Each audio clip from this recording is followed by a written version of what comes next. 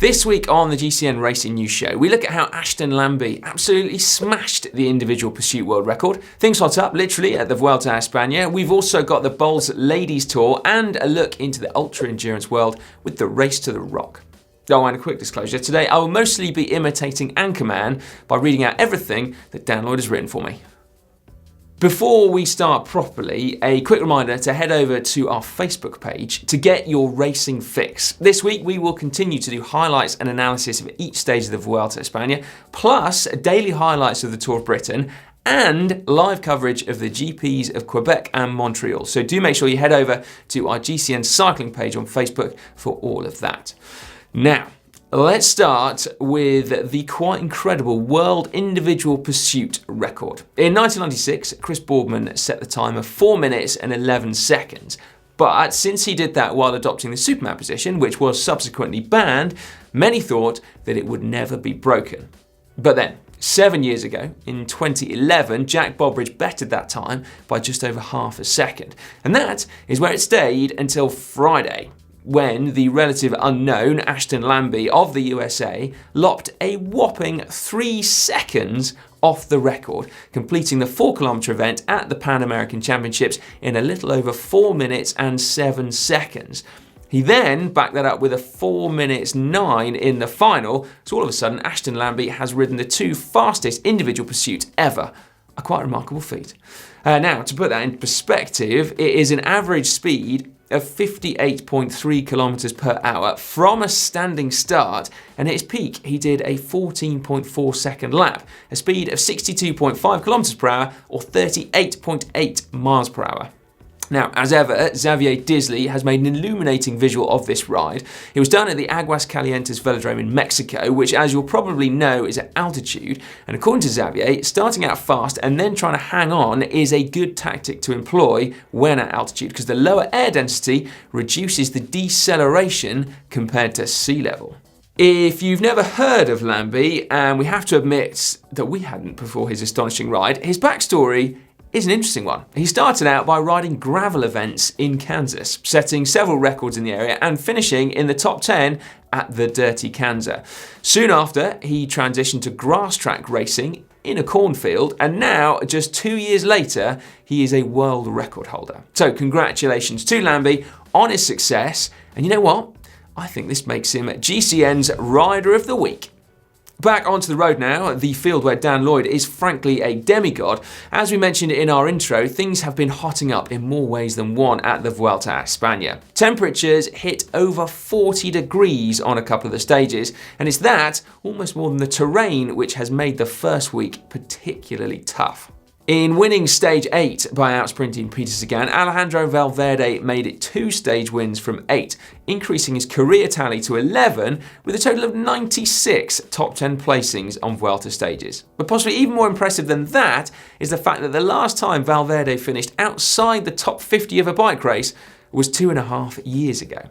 Valverde had, however, missed out on an opportunity to take the leader's jersey back on stage 4, which saw Ben King emerge victorious with a stinging sprint at the end of a pretty punchy final climb. Behind, Simon Yates was back to his attacking self, stealing almost 30 seconds from most of the other GC favourites, something that, according to his teammate Jack Haig, wasn't part of the plan. All right, Simon, what happened today? You were meant to keep a lid on it. I don't know. Just, yeah. You just rode away from everyone. I'm meant to be trying to do conservative, but it's not happening. It's not working.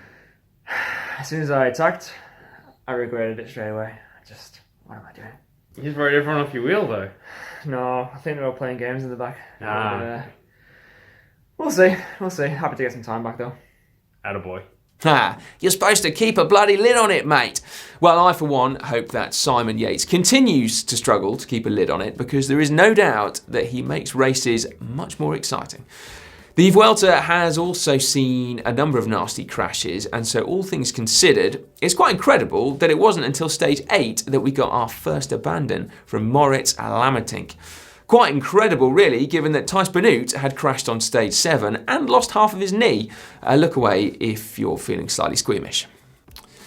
Ouch. Julien Duval was also amongst a number of riders who were taken down just after the finish line on stage 6 after a race helicopter blew some barriers into their path, clearly shown by this video taken by Rush Verde on Twitter.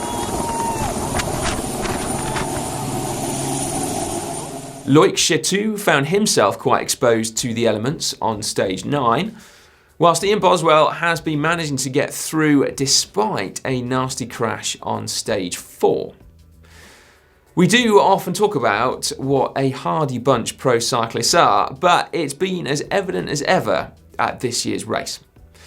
Today is the first rest day though, and as things stand, Simon Yates holds a slender 1 second advantage over Alejandro Valverde, with Quintana a further 13 seconds back, but the entire top 10 is still only separated by 48 seconds.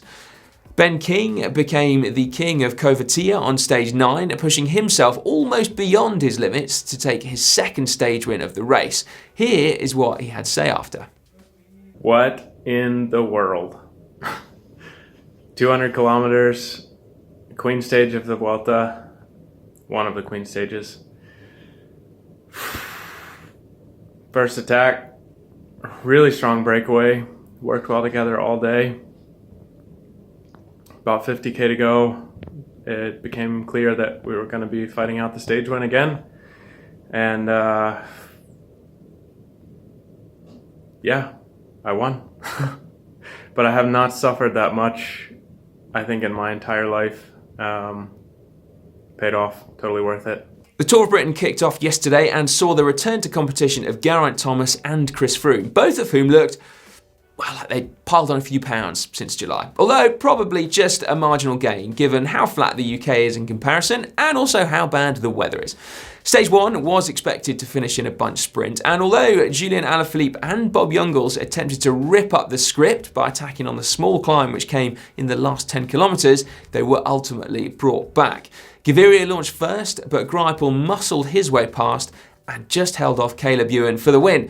It was almost like he was sending a not-so-subliminal message to his team, Lotto Soudal, who've replaced Greipel with Ewan as their main sprinter for the next few years. Annemiek van Vleuten made no secret of her form as the World Championships begin to loom. She comfortably won the prologue of the Boels Ladies Tour and then soloed to victory on stage 1. That, despite taking a wrong turn on the final descent and losing most of her lead. Not to be outdone, former world champion Amelie Dideriksen also went back-to-back, sprinting to victory on stages 3 and 4, whilst her Boels Dolmans teammate and current world champion Chantal Blaak continued the team success the following day around the hills of Limburg.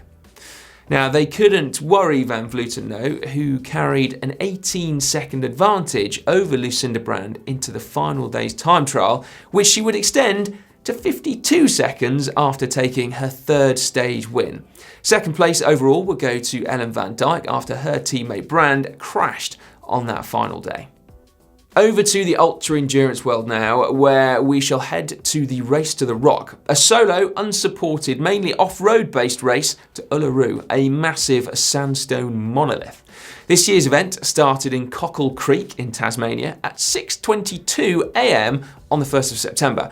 Conditions were far from ideal in Tasmania, where the riders had to cope with the cold, the rain, and even the snow as they went onto the Central Plateau on day 2. Only Emma Flukes and Sarah Hammond braved that section as the snow was falling, and it really was brave, with temperatures down to -8 degrees centigrade. After missing the ferry though, Sarah and Adam Lana caught a flight to Melbourne and resumed their ride there, whilst Emma missed it and fell behind. Sarah has won this race for the last 2 years, and as things stand, she's almost 40 kilometres in front of Adam, but with over 3,000 kilometres still to cover, there is a heck of a long way still to go. She really is, it's fair to say though, an absolute legend in the world of ultra endurance and cycling in general. So, there's a fair chance that she will end up getting this win.